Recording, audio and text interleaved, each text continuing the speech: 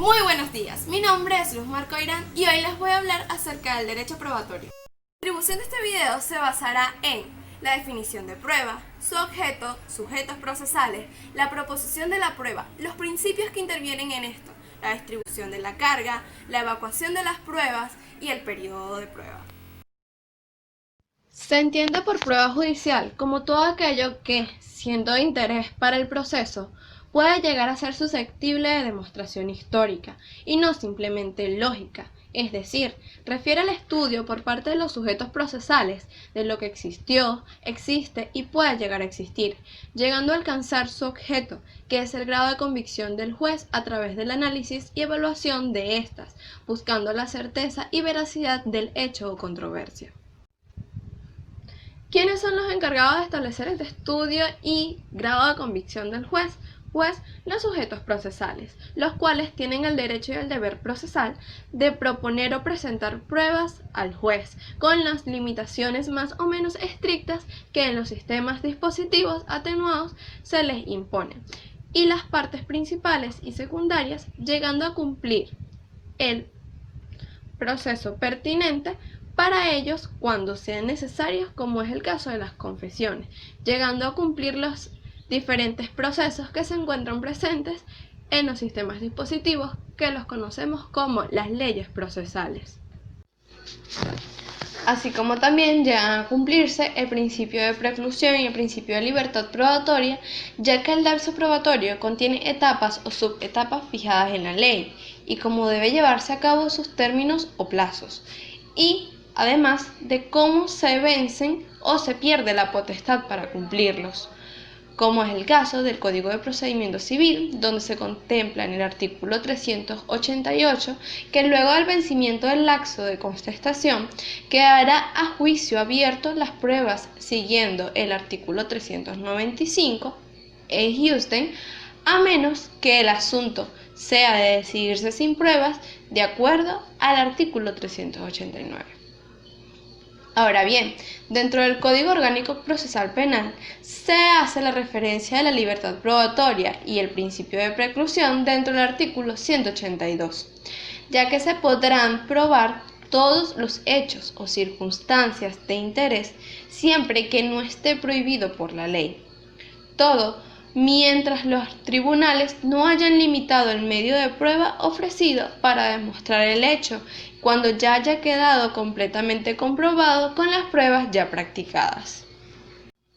Una vez propuestas las pruebas necesarias, se hace cumplimiento de otros principios, como es el caso del principio de competencia, en donde el tribunal en el cual se promueven, se admiten, se evacúan para posteriormente evacuarse las pruebas, debe ser un tribunal competente, salvo las situaciones en las que el tribunal de la causa deba delegar su competencia en otro tribunal de instancia, categoría o de igual categoría. Luego viene el principio de adecuación, en donde la prueba debe ser útil y pertinente, es decir, que guarde relación y lógica con el asunto planteado en la controversia. El principio de contundencia y pertinencia es cuando se habla de que el medio de prueba debe ser apto, idóneo y capaz de extraer de él la prueba que se aspira a recaudar. Ahora bien, además de esto también intervienen otros principios, como es el principio de publicidad, el cual nos indica que las partes tienen la libertad de obtención de la información acerca del proceso. Esto se encuentra tanto en el proceso penal como en el proceso civil, en los artículos 228 y 316 del COP y el 396 y 110 del Código de Procedimiento Civil. Otro de los principios que se encuentran presentes es el principio de contradicción, el cual establece que la contradicción garantiza el derecho a la defensa entre las partes. Este se encuentra presente en el artículo 12 y 18 del COP y el 397 del Código de Procedimiento Civil. Además de esto, encontramos el principio de inmediación, el de documentación, la comunidad de la prueba, la legitimación, valoración de la prueba, que es uno de los principios más importantes. Cabe destacar, en vista de que esto está relacionado con el principio de exhaustividad, en el que el juez, al momento de valorar la prueba, debe valorar todo el caudal probatorio. Después de valorarlo, establecerá su criterio respecto a esta. De la carga de la prueba, nos referimos a la igualdad de oportunidades que presentan las partes al momento de suministrar las pruebas de los hechos que están planteados en la demanda y en la contestación de esta, porque así se invoca la convicción del juez a favor de lo que es. De esto resulta el principio de la carga de la prueba, que contiene una regla general de conducta para el juzgador, en virtud de la cual puede fallar de fondo cuando la falta de la prueba del hecho que sirve de presupuesto a la norma jurídica que debe aplicar. Según Davis en Chandía, la carga de la prueba es una noción procesal que contiene la regla del juicio, por medio de la cual se le indica al juez cómo debe fallar cuando no encuentre en el proceso pruebas que le den certeza sobre los hechos que debe fundamentar su decisión, e indirectamente establece a cuál de las partes les corresponde la prueba de tales hechos para evitarse las consecuencias desfavorables. En los artículos 11, referente a la titularidad de la acción penal, el artículo 24, que nos habla del ejercicio de acción de la misma, el artículo 265, que nos habla acerca de la investigación por parte de los órganos del Ministerio Público, el artículo 289 de la prueba anticipada, el artículo 311, las facultades y cargas de las partes, en donde en su numeral 6, 7 y 8 son referentes a la prueba, el artículo 326 de la prueba complementaria hacia el proceso, así como los artículos 184 y 506 que hacen referencia a la carga y apreciación de las pruebas. Se establece el onus probandi, que significa la carga de la prueba y se refiere a la obligación de probar un determinado hecho ante los tribunales, basándose en un fundamento o aforismo de derecho que expresa que lo normal se entiende que está probado, lo anormal se prueba. Por tanto, quien invoca algo que rompe el estado de normalidad debe probarlo. La carga probatoria lleva al cumplimiento de una de las etapas o subetapas más importantes, y es la valoración de la prueba, que tiene como función el análisis de estas y el distinguir cuáles son admitidas o no para la decisión de la controversia. Pues el resultado de la prueba es, en definitiva, la conclusión a que llegue el juez, basado en el conjunto de medios aportados al proceso. Cuando hablamos del proceso penal y del proceso civil, sabemos que ambos persiguen la verdad, y la prueba tiene por fin en ambos llevar al juez la convicción sobre cuál es esa verdad de los hechos. Pero mientras en el primero se trata del convencimiento basado en una investigación real y subjetiva de los hechos, el segundo se conforma con un convencimiento abstracto y formal, de lo cual se infiere que el resultado del proceso penal es generalmente real o material, al paso que el del civil es formal y aparente. Ahora bien, hablemos acerca de la apreciación de la prueba o prueba tasada.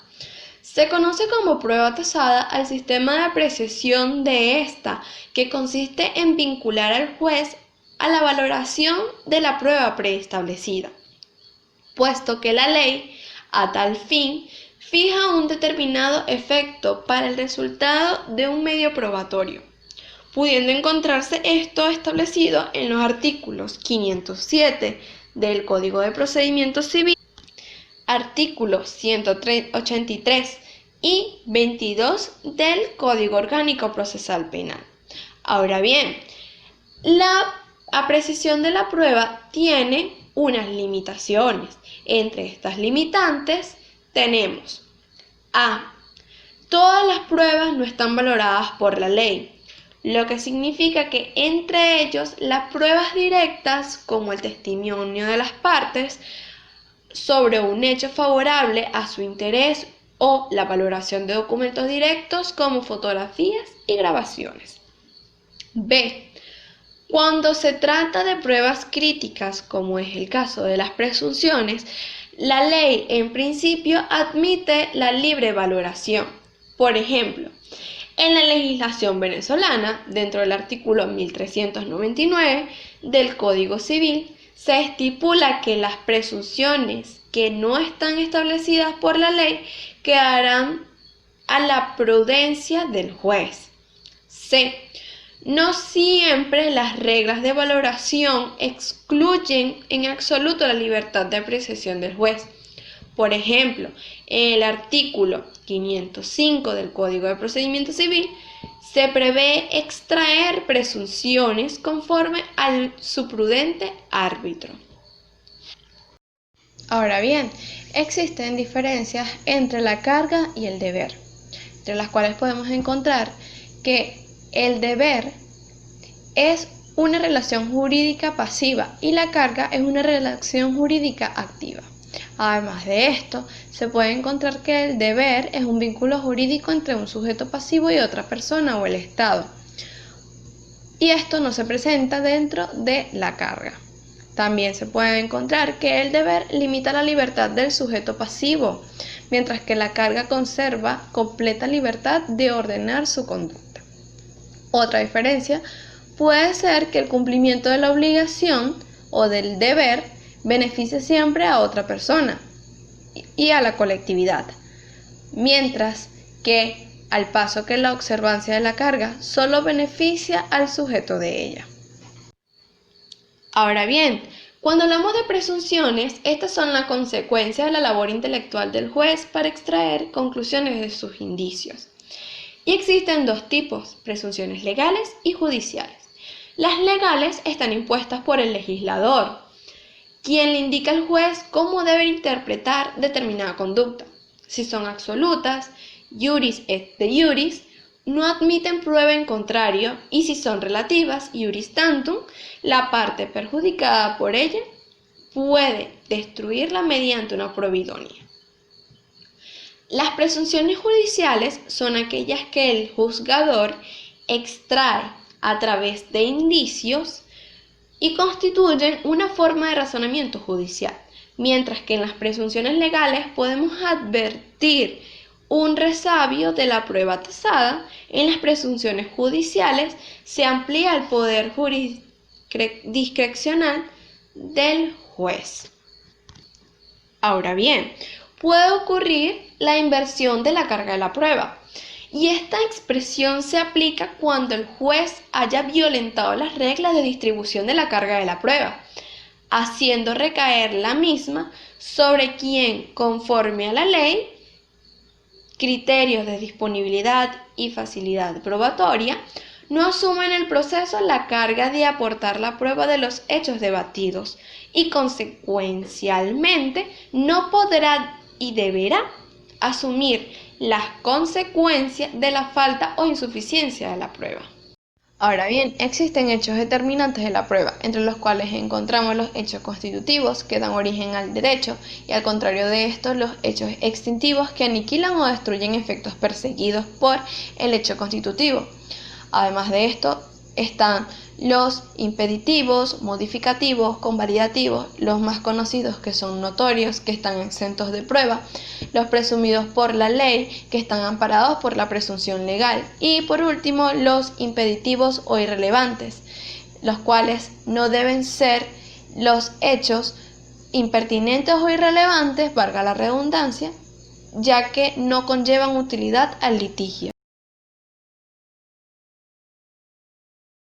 Cuando hablamos de la distribución de la carga de la prueba, este fundamento debe examinarse desde dos puntos de vista de esta noción. El primero de ellos es la regla de cómo el juez debe llevar a cabo el juicio del proceso judicial. Y el segundo aspecto es la distribución de la carga de la prueba entre las partes. En el primer caso, su fundamento radica en la noción general del derecho. En cuanto y en el al proceso segundo particular. aspecto, o sea, el distributivo de la falta de la prueba, su fundamento se encuentra representado por los principios de la lógica, la justicia, la distributiva y la igualdad de las partes ante la ley y el proceso. Cuando hablamos de la distribución de la carga de la prueba, existen diversas teorías, entre las cuales encontramos onus probandi in condiectori. Primera teoría, que nos establece que el que impone al actor la carga de probar. Una segunda teoría nos establece que el que exige probar a quien afirme o exime de ella a quien niega. En latín establece et incumbi probatio qui dicit. Una tercera teoría nos establece que el que exige al demandante probar los hechos de sus pretensiones y al demandado los de sus excepciones. Este principio es un regulador del deber de probar.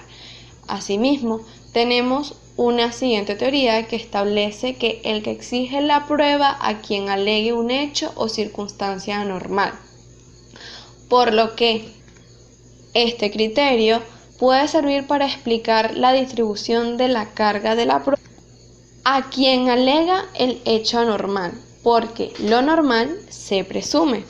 Asimismo, tenemos que el que impone la carga a quien innove. Es muy similar a la teoría anterior. Por otro lado, tenemos que el quien cuenta la naturaleza constitutiva o extintiva e inventiva o impeditiva de los hechos. Y por último, tenemos que el que atribuye a cada parte de la prueba de los hechos que forman los presupuestos de la norma cuya aplicación reclama, y quien distribuye la carga según la posición de las partes respecto del bien jurídico deseado o el efecto jurídico perseguido. Entre la clasificación de los hechos negativos o de los hechos en sí, encontramos dos clasificaciones, en el cual la primera se establecen negaciones o afirmaciones, ya sean sustanciales o absolutas, y la segunda clasificación, formales y aparentes.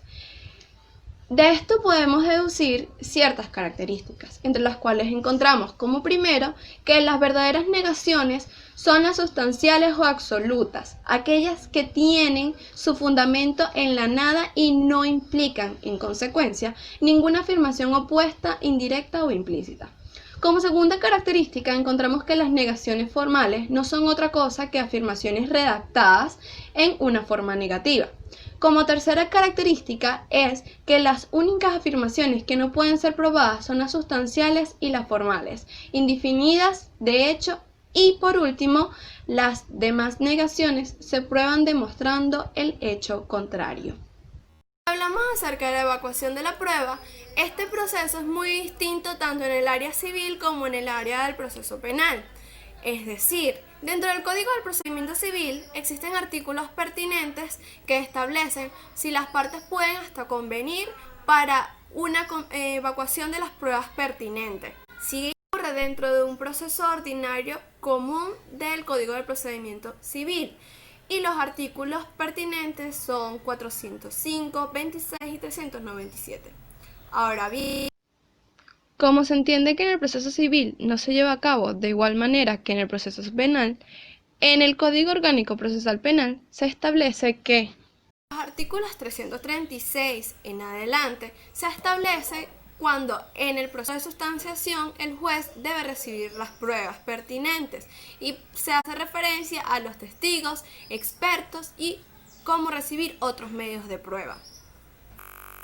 Hablamos del periodo de prueba. Como es bien sabido, el régimen probatorio dentro del sistema acusatorio pretende alcanzar la comprobación judicial de los hechos y con ello determinar la verdad procesal que se dependerá del valor probatorio en cada uno de los medios de convicción aportados en el transcurso del juicio y el análisis de la prueba por parte del juez. Sin embargo, para este régimen se presentan lapsos de cumplimiento de cada fase del proceso, cumpliendo a partir de la promoción de pruebas del artículo 396 y el deber o el derecho de cada parte de presentar si le conviene lo que la otra parte alega para posteriormente el juez cumplir con el desecho de aquellas pruebas que sean ilegales y pertinentes o la admisión de aquellas que son legales y procedentes, así como también los 30 días que se deben computar para la evacuación de las mismas. Ahora bien, el juez puede cumplir con un derecho que es como hacer comparecer a los litigantes para interrogarlos libremente y exigir la presentación de algún instrumento de cuya existencia haya un dato en el proceso que sea necesario, así como la comparecencia de testigos o que se practique alguna inspección, entre otros. Dentro del Código Orgánico Procesal Penal, el periodo de prueba se inicia el momento en el que se desarrolla la investigación, con todas las diligencias practicadas, de las cuales el Ministerio Público tendrá consideración tanto al imputado como a cada una de las personas que intervengan en el proceso. Esto se encuentra presente en el artículo 287 del Código Orgánico Procesal Penal y posteriormente el artículo 288 nos establece que se deben permitir las prácticas que sean de esclarecimiento para los hechos, como son aquellos de experticia, inspección o reconocimiento que por su naturaleza y características deban ser consideradas como actos definitivos o irreproducibles. Asimismo, durante el juicio oral de la fase preliminar se deben cumplir lo relativo a las declaraciones del acusado y en general a toda intervención de quienes participen en ella. Asimismo, existe dentro del periodo probatorio durante la sustanciación de juicio, ya que en el artículo 326 se presenta la prueba complementaria. Las partes podrán promover nuevas pruebas acerca de las cuales hayan tenido conocimiento. Esto es referente al artículo 336, así como también de finalizar cada uno de estos medios probatorios cuando se dicte la discusión final y el cierre del debate. Affirmanti incumbi probatio. Esto se dijo al inicio del idea, y es porque, para concluir, la relación entre la parte y el efecto jurídico pedido es la misma que existe entre aquella y la norma que contempla el hecho como presupuesto de su aplicación. Por consiguiente, es el mismo distribuir la carga probatoria teniendo en cuenta la posición de la parte respecto al efecto jurídico pedido o su posición del hecho alegando que sirve de presupuesto de la norma. De ambas maneras se expresa correctamente la regla general. Importante recordar que cuando la ley procesal exija alegar el hecho para que él pueda tenerlo en cuenta en su decisión, tal alegación es indispensable para que dicho funcionario aplique la regla de la carga a la prueba, pues en el caso contrario estará por fuera del tema probatorio en ese proceso y el juez no puede considerarlo sin incurrir en incongruencia al separarse de la causa petendi invocada, aun cuando esté contemplado como presupuesto de la norma que se ha de aplicar. Muchas gracias por todo y espero haya entendido cada uno de los aspectos que se presentaron.